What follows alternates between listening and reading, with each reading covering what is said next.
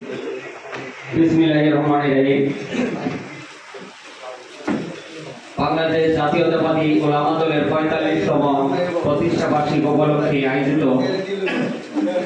আজকের এই সভার সম্মানিত সভাপতি উপস্থিত আছেন ফুলবাড়িয়া পৌর বিএনপির আহ্বায়ক জনাব এ.কে.এম. শমশের আলী। উপস্থিত আছেন ফুলবাড়িয়া থানা বিএনপির যুগ্ম আহ্বায়ক সাইফুল ইসলাম বাদল সাহেব। উপস্থিত আছেন ফুলবাড়িয়া পৌর বিএনপির সিনিয়র যুগ্ম আহ্বায়ক আবুল ফজল সাহেব। উপস্থিত আছেন ফুলবাড়িয়া বিএনপির যুগ্ম আহ্বায়ক জনাব শাহিনুর মল্লিক জীবন সাহেব। উপস্থিত আছেন ওমর ফারুক মাস্টার সাহেব সহ বিভিন্ন অঙ্গ সহযোগী সংগঠনের নেতৃবৃন্দ। আমি শুধু একটি কথাই বলবো,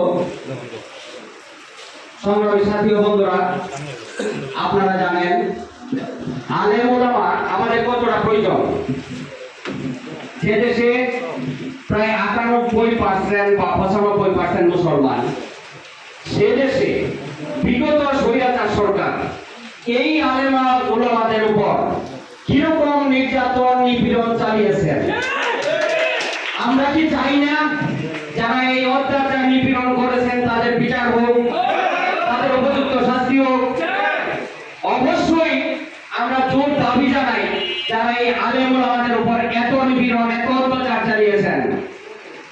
আপনারা জানেন আমরা মৃত্যুবরণ করলেও একটা আলেম ওলামার দরকার, মিলাদ মাহফিল করতে গেলেও আলেম ওলামাদের দরকার। আমরা মুসলমান, সুতরাং যারা এই আমাদের মুসলমানদের উপর আলেম ওলামাদের উপর এত নির্যাতন চালিয়েছেন তাদের কঠোর শাস্তি দাবি জানাচ্ছি। সংগ্রামী সাথী ও বন্ধুরা, যেহেতু সময় স্বল্পতা, আপনাদের সকলের সুস্বাস্থ্য ও দীর্ঘায়ু কামনা করে আমার বক্তব্য শেষ করার আগে শুধু এইটুকুই বলবো, আমাদের আজকের যে প্রধান অতিথি ছিলেন, ওনার ব্যক্তিগত বিশেষ কাজে জনাব আক্তারুল ফারুক সাহেব দেশের বাইরে গেছেন, উনি হয়তো খুব দ্রুত চলে আসবেন।